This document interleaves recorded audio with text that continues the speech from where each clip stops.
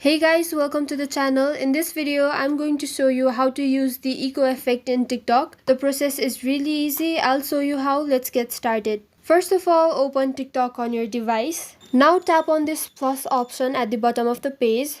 Now you want to capture a video, any video that you want to post on TikTok, and be sure your video has a voice for you to use the echo effect. So yeah, let's capture a video. I'll just capture this random video. After you are done with the video, tap on this voice effects option right here.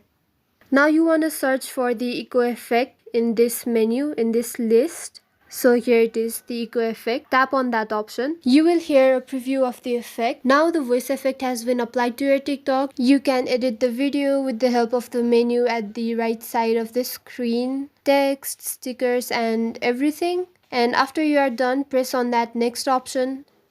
And now you can write a caption and then post your video. Post now. So yeah, the video has been posted with the echo effect. This is it for the tutorial. I hope it was helpful, and don't forget to like the video and subscribe to the channel for further tutorials. Thank you.